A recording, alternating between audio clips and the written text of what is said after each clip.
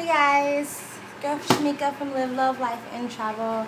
I'm so sorry that it's been months since I've actually made like a face-to-face video with you guys. The last time I made a video where I was actually speaking on camera was 3 months ago when I was doing I've been in Thailand for 2 months and this is what I've learned.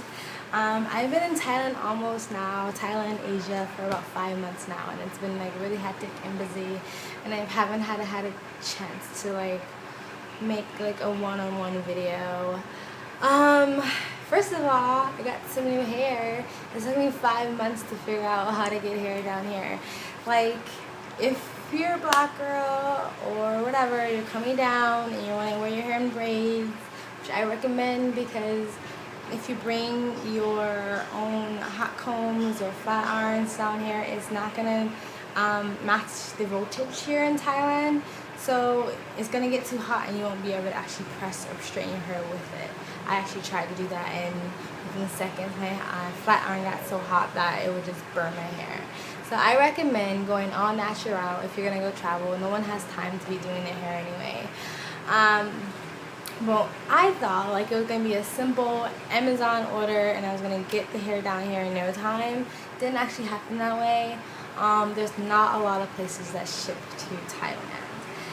Not even Amazon, which is like a big worldwide like international shipping company. So once you narrow it down to like the places that do send to Thailand, you usually don't actually have the options that you really want. So you kind of feel like you have to settle for the brand that you really don't want or you don't know much about. And then the shipping is pretty much more than double than the price of the stuff that you're actually purchasing. So it's gonna cost you a pretty penny to get any hair, any type of product, shea butter, or your shampoo, or your makeup to get shipped down here. It's gonna cost you a pretty penny. eBay was even worse. Like eBay, also there's not a lot of people who ship to Thailand. There are a couple of people who do free shipping from eBay, but it's like the crappiest hair, like all bad reviews. So it took me a long time, and I had the same braids in for like 5 months, and my hair was like looking like a hot mess, even though people still were giving me compliments on it. Like, it was like that much new growth, and like the braid was literally like hanging on for dear life. You know what I'm talking about. So finally my girlfriend, my girl Yoke, she came down to visit me, which was really awesome. We had a really good time, and I have some videos of that. I asked her, can you please like bring me down some Marley hair? I wanted to try the Marley hair or the Havana twist. And I thought it was really cute because she was like this little Asian Chinese girl, and I was like, yeah, can you go in and like ask them for Marley hair? And I like, if it's too awkward for you, that's fine. But she pulled through and she brought me down 6 packages of the hair that I got. Okay, let me see if I can find the brand. I'll edit that out. I got this brand, the Jamaican Twist brand. It's the brand that I got. I actually saw it in a lot of places, so I thought like it must be a pretty good brand. And I got 6 packages. I recommend, if you're gonna get these, I would recommend getting 8 packages. 6 was not enough. I had to like kind of like make them really big sections in the back, or buy like 20 and just bring them down with you. So that's what I was gonna say. Like, if you're coming down here and you plan on staying for a while and you're wearing your hair in a natural style, braids, stuff like that, make sure, like, if you can, if you have space in your luggage, just to bring extra hair with you. Bring everything extra that you feel like you need as a black girl or as any type of female. Like, you need that lotion and you can't live without, or that perfume, or that shampoo, or that shea butter, or that hair cream, or whatever. You can't live without it. That is what makes you feel you. Bring extra down. Like, bring it down, because it's hard to find a lot of those brands here. You can find a lot of brands here, and if it's like an American brand, it's gonna be like way more money than any Thai products. And if you are a girl of color, going into a store and just buying like moisturizer here, and then I heard the same thing about any type of moisturizers in Asia, a lot of them automatically come with skin bleaching or skin lightening products in it. So you want to be careful with that if you are or go with color, unless you don't mind bleaching your skin. I found a great alternative to my shea butter, even though I very much miss my shea butter. I miss the smell of my shea butter, my cocoa butter. I miss the way it feels. But I forgot to ask her to bring me some down of some shea butter. But this is what I found in Thailand that's just as good. It's coconut oil. Pure, 100%, unsaturated, nothing added to it. Like, you can drink it out of the bottle. Coconut oil. And I don't know if you can, maybe that weird thing that people do with their hands. This is the brand that I get. It's 80 baht, which is like $3, less than $3, three less than $3 US dollars. And I love it. I put it on my hair, I put it on my skin. I heard if you drink a tablespoon of it before you eat, it's supposed to clean up your system. I haven't tried that yet, but so that's a good substitute. If you're looking for a substitute for a really good skin product and you don't want to like just go into and chance it and buy like an Asian moisturizer, even like if it's a name brand like Olay or something like that, it still usually has a skin lightening in it because it's in an Asian country. So you want to be careful with the moisturizers that you buy. Even like the deodorant and stuff have like skin whitening in it. So yeah, so it was really it was a headache trying to get hair sit down here. But so she brought me 6 packs of Marley hair. She brought me 4 packs of the Arm & Hammer bleaching baking soda toothpaste. I love that toothpaste. I think it's the only toothpaste that works. And she also brought me some vitamins, some magnesium. Like, she hooked me up. Thank you, Yoke. I love you. Anyway, this video is not supposed to be about my hair or anything like that. I was just like explaining why I haven't made videos in a while, because I've been busy and trying to get my crap together and sort it and how to make my life a little bit normal. This video is supposed to be about kind of the wrap up of the Laos trip, and maybe I'll just sort of edit it and separate it, but because I did about 4 videos on Laos, and maybe you guys are sick of hearing about Laos, but I did realize that some of the stuff that I was saying you couldn't really hear because the music was too loud, and that's my own editing fault. So I kind of wanted to do a face-to-face sort of wrap up of my Laos experience and my Laos trip. So here we go.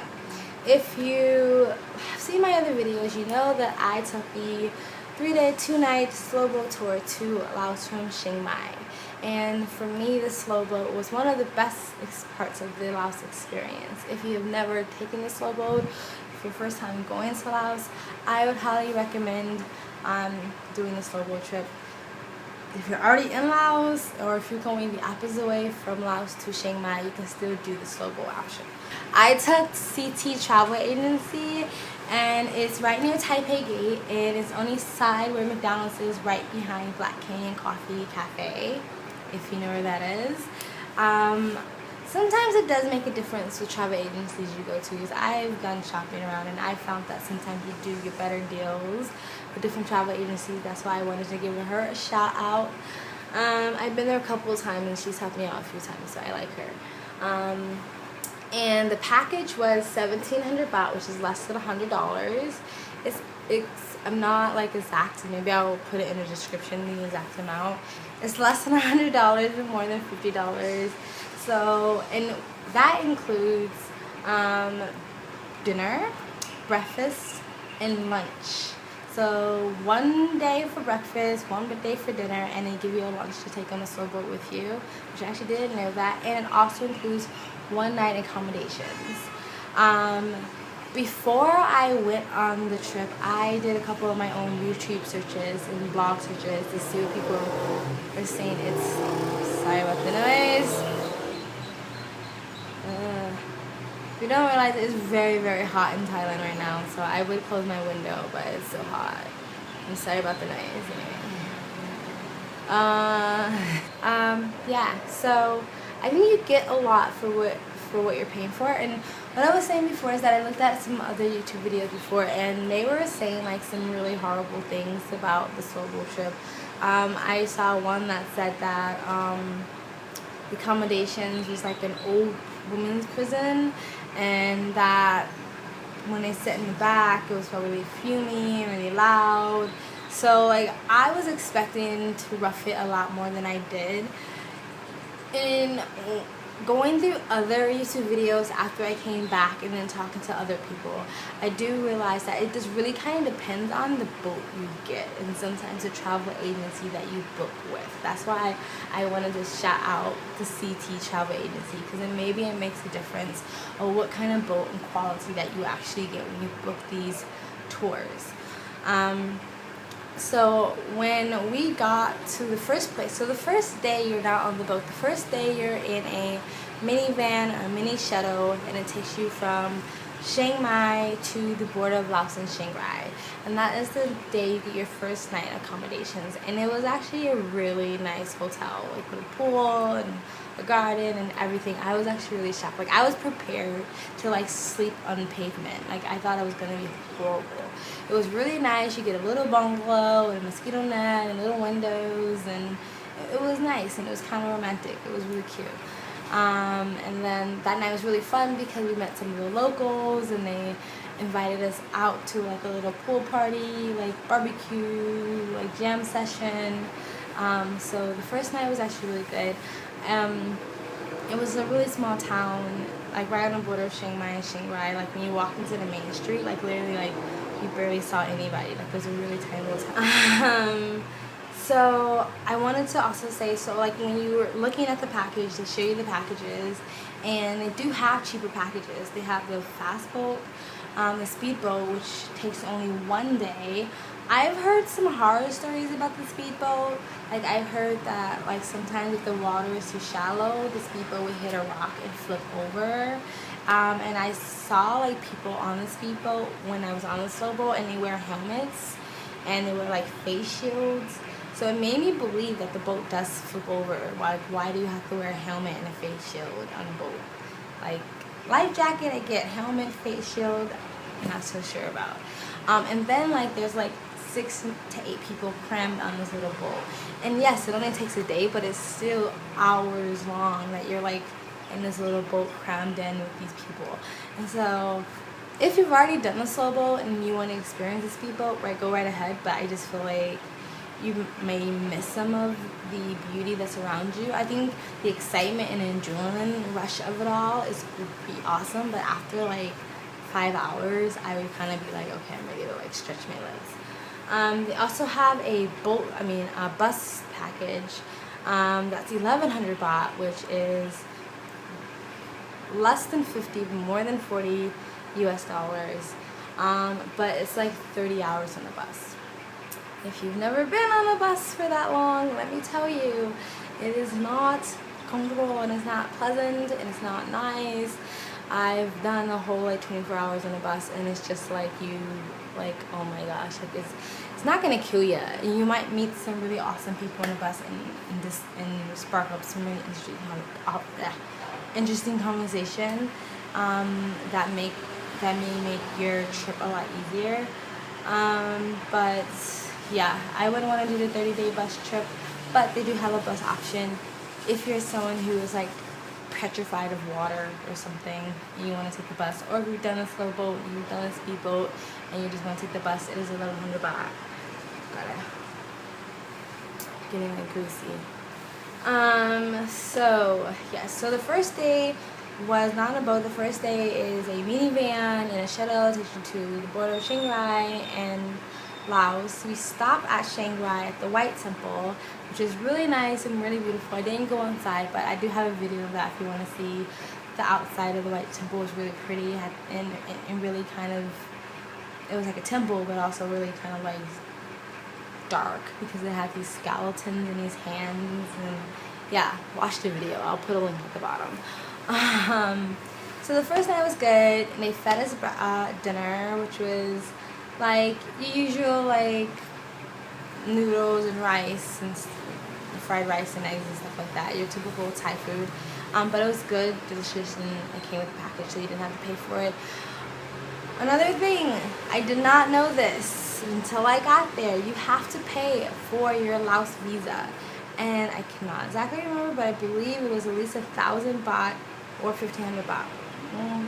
Between 1,000 and 1,500 baht, you have to pay for your Laos visa, and I did not know that. I didn't do any research on that, and no one included me in